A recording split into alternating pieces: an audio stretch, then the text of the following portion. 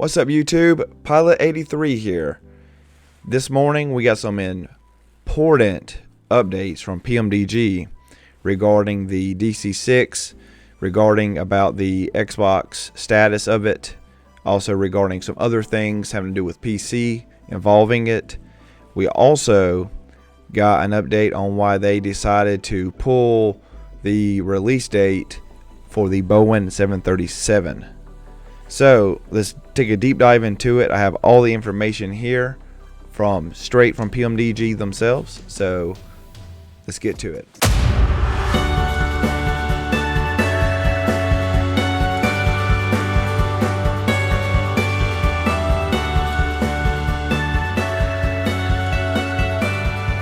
Boeing 737 maintains 5,000 feet, keep speed down above 210 knots. If you like this video, don't forget to like and subscribe. Thanks. As promised, guys, I told y'all I would keep y'all up to date with the DC-6 on Xbox and its current status. Well, things are not looking so well at the moment, but maybe there is some hope. So as of early this morning, I guess my time technically, PMDG released a bunch of updates on the current situation of the DC-6 and the progress and the reason for recalling the release date of the 737.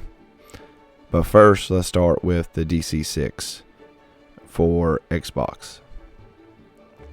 So they said this morning, we have a couple of small items that we're going to roll out to users and update for the DC-6, but we want to wait until Microsoft has gotten the Xbox version unstuck before we do so, as an update might potentially obscure problems that aren't anticipated with the Xbox fix. So it also says we have now rolled out our beloved DC-6 to the Microsoft Marketplace, and thus far we are mostly happy with how the transition has gone, this being for obviously towards PC users. Since we are struggling with some commonality issues with the PMDG Operations Center that we had hoped to have resolved last week, but now it is looking more like next week, and that is with a big question mark.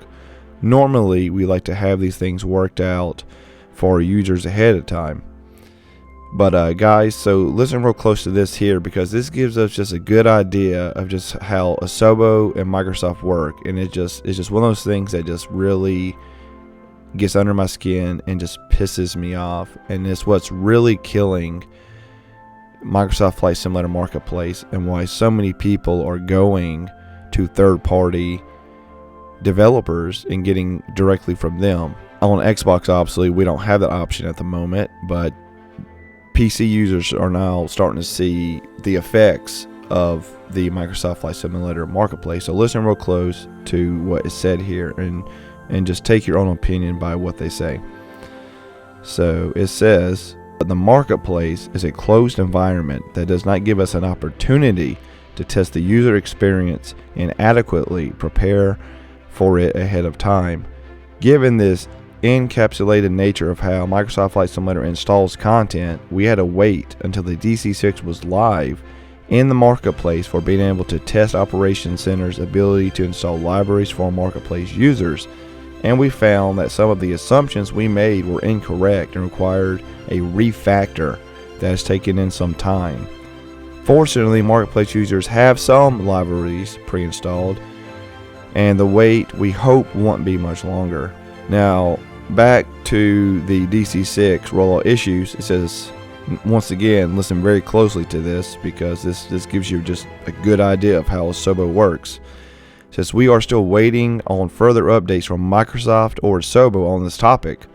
Last update, we gave some very high-level information that led us to conclude that there's a conflict between Microsoft Flight Simulator and the Xbox itself that appeared for the first time with the DC-6 release. I am being very careful not to offer any conjecture here, because I think it is important not to share information that may be incorrect or incomplete.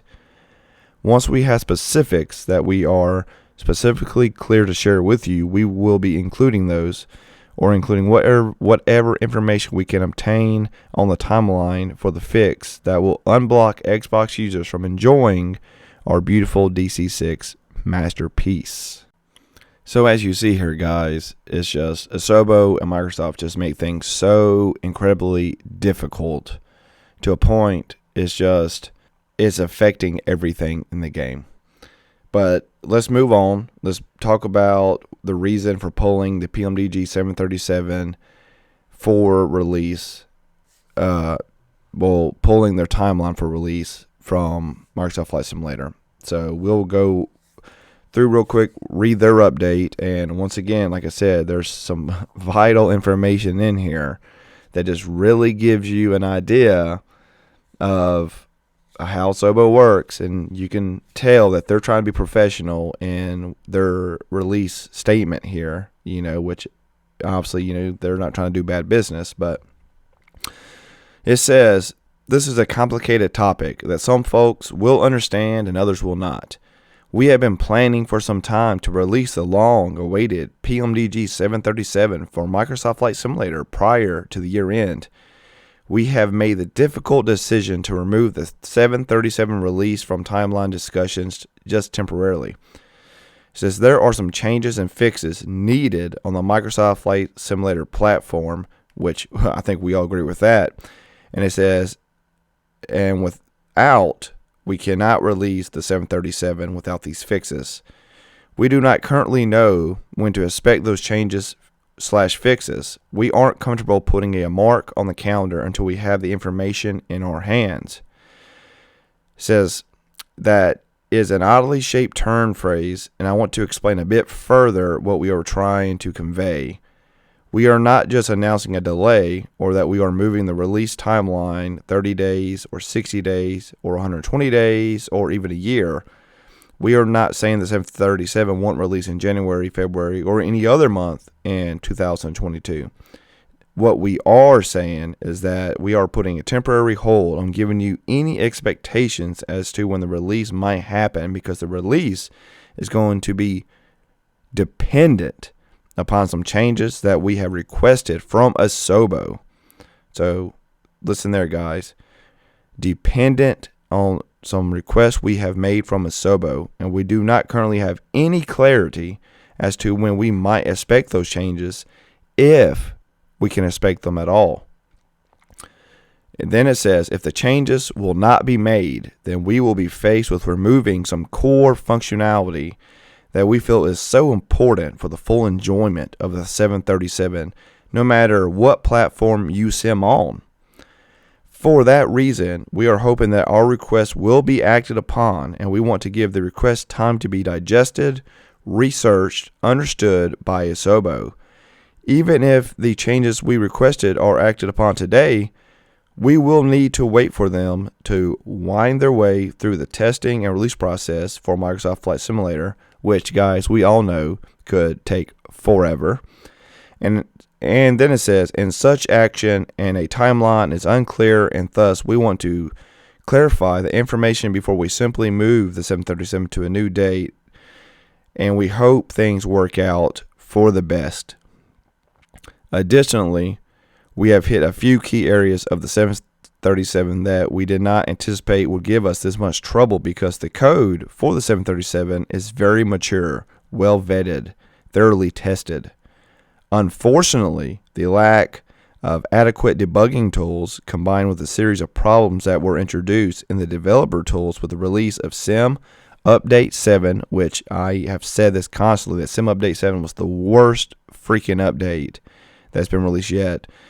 It says this caused extensive build times and CTDs when working in the development environment, and this brought all the 737 development to a stop for a few weeks unexpectedly.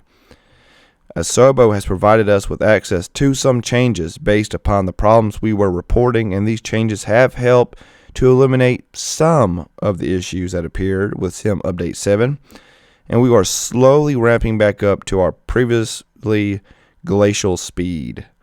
I must be honest, though, and say that we are very concerned about continued disruptions of forward progress because of the problems introduced by updates in the game in this manner.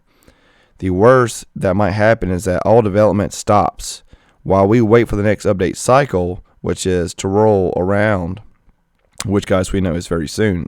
January and February, we have 2 updates coming, so that we can get a fix for breaking and change, and that the truly worst case scenario that I didn't worry about until this last update cycle, obviously they're now having to worry about.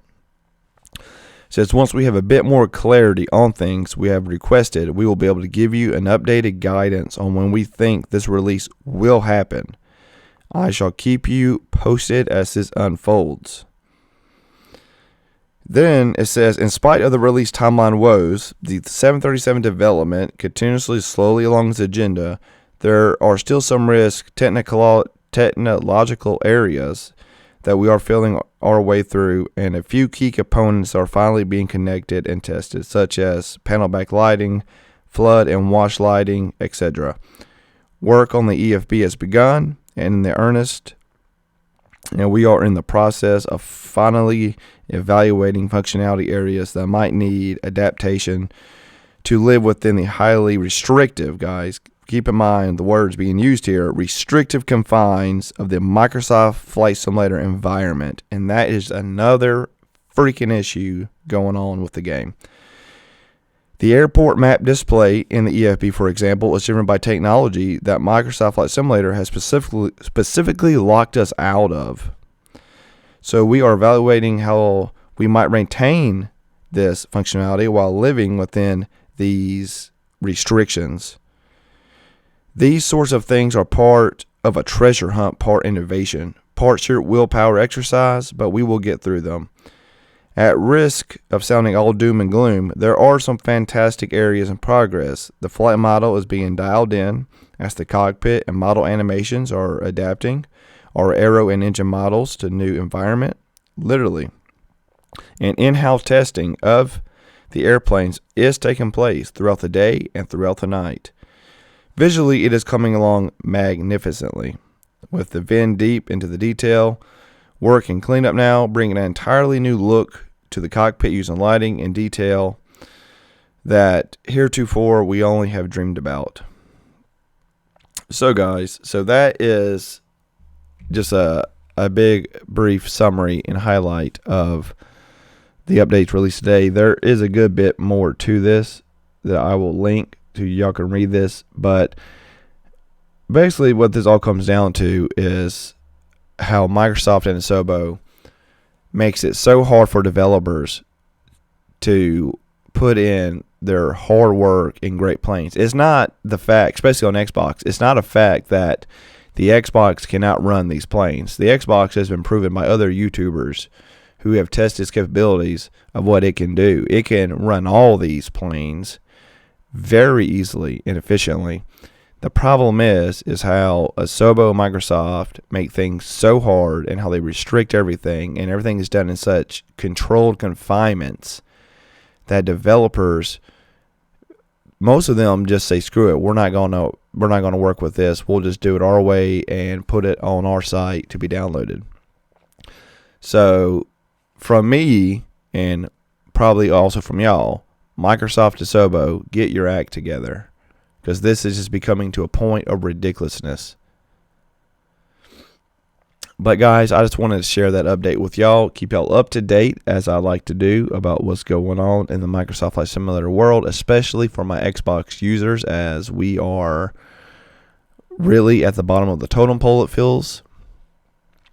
But anyway, guys, happy flying out there. I hope to see you in the skies. Enjoy the planes that we do have at the moment that do work correctly. Hopefully in the next couple weeks we will be getting some good stuff on Xbox. Still holding out for the CRJ. But I love all you guys. Thank you all for the support. I'll see y'all in my next video. Thank you so much for watching another one of my videos. If you like this video, please hit the subscribe and like button. And as always, until next time, happy flying, guys. Pilot 0083 signing off.